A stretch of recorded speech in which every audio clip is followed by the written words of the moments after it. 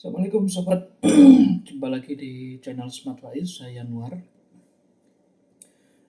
Konten kali ini saya ingin share, jadi oleh-oleh dari trip laut dalam ya, beberapa waktu lalu di Tamban Malang Selatan. Jadi ceritanya ada seorang teman membawa reel size 5000, mereknya Daiwa RX LT 5000C ya. Reel ini sebelumnya pernah saya ulas, jadi luar biasa untuk kelas di bawah 500.000, dia sangat smooth, sangat halus, sangat smooth gitu loh. Reel ini dulunya memang dipakai teman saya itu untuk ditambak ya, untuk galatamaan lah juga. Terus di Tamban laut dalam ini karena pertimbangannya dia sudah 300 meter, saya lupa kalau nggak salah PE 2,5 atau PE 2, dianggapnya bisa lah untuk laut kedalaman 170 meter ya. Nah, awalnya nggak ada masalah, terus pas arus kenceng yang awalnya pakai J8 dianya, itu J8 itu sekitar berapa ya? Mungkin 200 gram lebih itu, 200 gram lebih. Pemberatnya itu melayang, dia jadi nggak nyampe dasar. Umpannya itu nggak sampai dasar, akhirnya dia tambahi sama J6, jadi didouble pemberatnya. Nah, sejak didouble itu makin nggak enak reelnya ini. Reelnya makin nggak enak, padahal belum dapat ikan ya. Saat ini cuma dapat satu ikan kalau nggak salah, itu pun nggak besar. Nah, nyampe atas itu kerasa kasar sekali. Bisa didengar mungkin di sini. Krek krek krek krek krek krek krek krek. Ini di tangan saya itu sangat terasa ada mekanisme kasar. Krek krek krek gitu. Nah, terus akhirnya nggak masih smoothie sebenarnya. Ya ini Daiwa ya. Inilah meskipun dia krek krek itu tapi masih halus, tapi ya itu akhirnya dia bikin nggak nyaman gitu loh. Jadi pelajaran berharga, jangan anggap produk yang bermerek terkenal itu durable, sangat kuat. Karena masing-masing merek terkenal pun dia ada kelasnya. Ada ini khusus entry level. Saya rasa ini untuk laut pun dia kurang direkomendasikan ya. Cara lihatnya gimana? Yang pertama dia maksimal drag yang diklaim pabrikan hanya 5 kilo. Artinya dia memang tidak diperuntukkan untuk beban berat. Saat tesnya, saat uji durabilitasnya, uji ketahanannya, dia hanya dipaksa untuk menahan beban 5 kilo. Ya. Dia bodinya dia belum logam. Saya ada sama-sama body yang belum logam itu dia ada ada ini ya. Ada Shimano Sokoro, tapi dia dragnya besar. Dia dragnya kalau nggak salah 10 atau 13 kilo, saya lupa. Ini dia 10 kilo ke atas kalau nggak salah ini dragnya. Artinya dia memang diperuntukkan untuk menahan beban lebih berat dari ini. Harganya pun ini 500-an lah sekarang. Lah ini 3 kali lipatnya lebih 1,7. Sama-sama bodinya belum logam, grafit.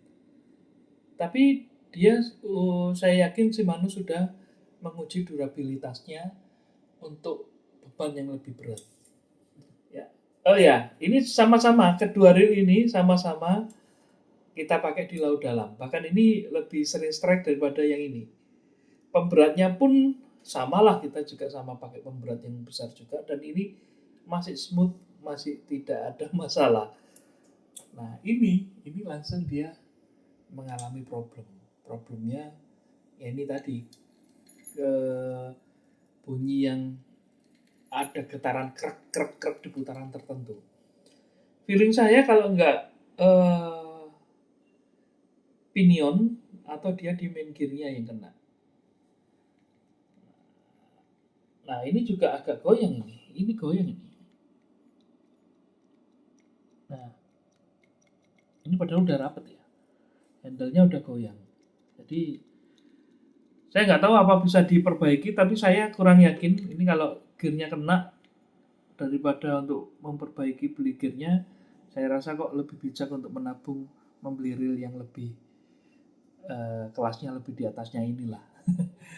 Jadi itu sobat, patokan merek tidak bisa dijadikan pegangan atau meyakinkan kalau dia itu kuat ya, karena masing-masing merek ada kelasnya gitu. Terus kita lihat speknya kalau memang max drag-nya itu rendah kayak ini cuma 5 kilo, berarti memang tidak diperuntukkan untuk laut dalam.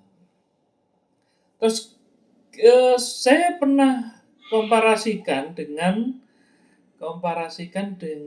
reel-reel Cina yang harganya mungkin setara ya. Saat itu memang saya pegang ini sebelum saya tahu faktanya kalau dia udah rontok, udah istilahnya udah rusak saat untuk memakai beban berat. Jadi saya tarik lagi kesimpulan saya. Belum tentu reel Cina yang seharga 500 ribuan itu ketahanannya di bawah ini. Kalau soal kehalusan, nomor satu lah Daiwa untuk rentan harga gitu ya. Smoothnya dia luar biasa dibanding dengan reel-reel lain yang harganya sama. Tapi soal ketahanan belum jaminan ya. Jadi kalau untuk laut dalam jangan main-main. Cari yang max drag-nya yang di atas 10 kilo lah. Karena dia sudah teruji. Kalau bisa cari bodinya yang sudah logam ya.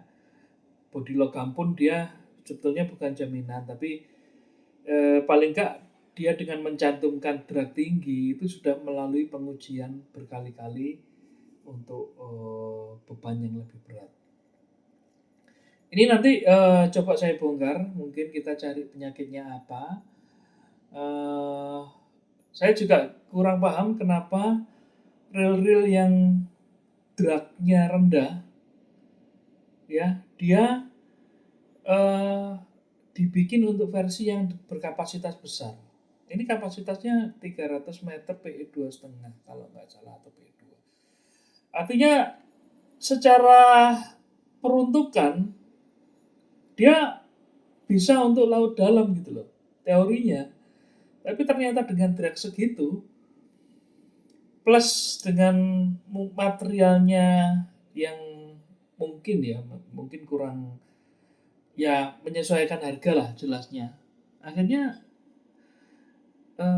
kapasitas besar ini jadinya percuma gitu loh. Malah justru menyesatkan gitu. Jadi mending kalau memang reel-reel yang ketahanannya kurang ya cukup yang kecil lah, jangan sampai dibikin ukuran size besar 3000 mungkin cukup lah untuk truk-truk 5 kiloan gitu ya. Mungkin itu aja sih sobat yang ingin saya share. Jadi lebih bijak lagi dalam memilih reel. Jangan sampai hanya berpatokan merek, Anda terlalu percaya diri, terus pemakaiannya over berlebihan. Jadinya gini nih, reelnya jadi rusak. Oke sobat, mungkin itu aja yang ingin saya share. Untuk selanjutnya saya sebelumnya ada bahan lagi yang saya bahas sama-sama Daiwa. Sama-sama Daiwa, tapi kalau soal ini bukan soal kekuatannya sih yang akan saya bahas, tapi mungkin saya siapkan bahan lagi ya. Jadi intinya sih merek tenar itu bahkan predikat terbaik itu tidak menjamin kalau reel itu cocok buat Anda. Itu sih saya spill dulu untuk konten selanjutnya. Oh ya, ada teman-teman tanya nih, untuk laut dalam gimana lu bro? Untuk cari tackle apa yang cocok gitu. Banyak pertanyaan di saya itu tackle-tackle yang cocok. Sebenarnya saya pengalaman saya juga terbatas, saya juga pemula. Cuma ada beberapa joran atau reel yang dititipkan ke saya oleh teman-teman. Jadi kembali laut dalam itu bukan main-main, butuh, joran yang mumpuni, butuh reel yang mumpuni. Eee, Sempat saya singgung, kalau budget Anda terbatas, itu yang utama reelnya dulu, bagusin reelnya dulu, katakanlah 1 juta. Anda, beli joran harga 250 atau 300 lah, itu sudah dapat bagus.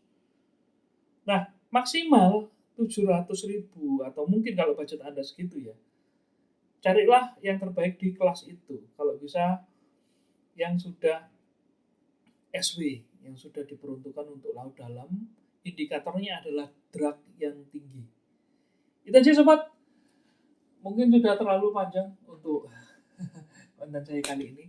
Semoga bermanfaat dan memberi inilah apa informasi bagi sobat angler di seluruh Nusantara. Jika memang informatif dan bermanfaat, silakan subscribe, bunyikan lonceng, tinggalkan komentar di channel YouTube saya. Sampai jumpa di lain kesempatan. Wassalamualaikum.